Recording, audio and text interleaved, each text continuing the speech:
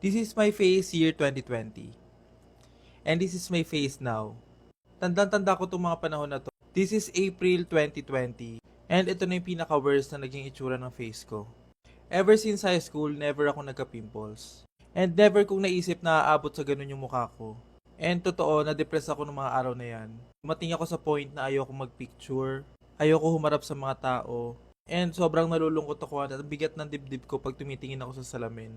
Lahat ng tips sa internet ginawa ko. Mula sa pagkain, sa habit, at lahat ng mga nire-recommend na products na napapanood ko. Sobrang inspiring na itong story na to and gustong gusto ko siyang i-share sa inyo. Habang nagkukwento, gagamitin ko yung products na ginamit ko at yung brand na nagpabago ng buhay ko. Nagbago talaga buhay ko. So magto-toner muna ako at kung nakikita nyo, yes, Brilliant Skin ang ginamit ko.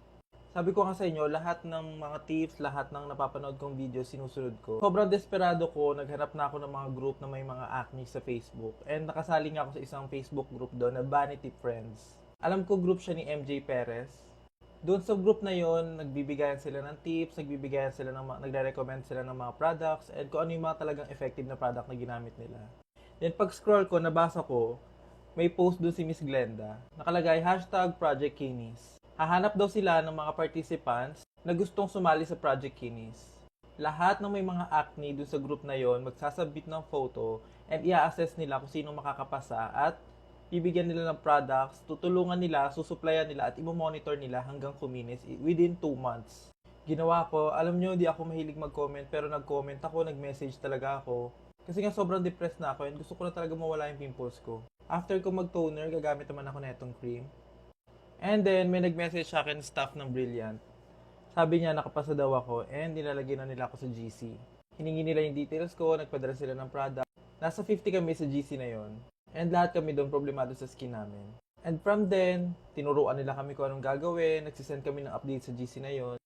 Ayan siya. So, ayan yung mga kasama doon sa GC namin. So, nagsisend lang sila doon ng mga photos. And kung makikita nyo, pakinis ng pakinis and talagang nag-i-improve yung mga skin nila. Alam nyo ba noon, mananalo ka lang, and hindi ko alam kung may premyo yon, pero basta kuminis ka lang talaga. Tandang-tanda ko yon kasi kasagsagan to ng pandemic. Sabi ko sa inyo, binago talaga ng Brilliant ang buhay ko. Hindi lang yung skin ko, but yung buong buhay ko talaga. And tuwing may nagtatanong sa akin kung ano talaga yung nagpakinis sa balat ko, kahit mga ibang CEO, sinasabi ko talagang Brilliant Skin talaga. Sinishare ko na yan dito sa TikTok, and talagang grateful talaga ako kay Miss Glenda. And nabalitaan ko, yung batch ng Project Kinis ngayon, may premyong 1 million pesos. Sabi ko lang, galing naman, ang swerte naman ng batch nila, meron silang 1 million pesos. And then napaisip ako, lahat na nangyari sa buhay ko nung start na sumali ako ng Project Kinis at sobrang umapaw yung blessings at opportunity at hindi siya matutumbasan ng 1 million pesos. Gusto ko lang ipakita sa inyo yung skin ko, ayan siya.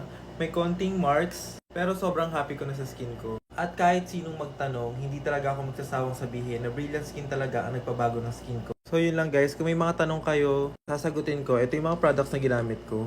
And kung gusto nyo makita yung mga kasali sa Project Kinis, i-check nyo sa Facebook ang #Project Kinis. And malay nyo, next time, makasali kayo at manalo din kayo ng 1 million pesos.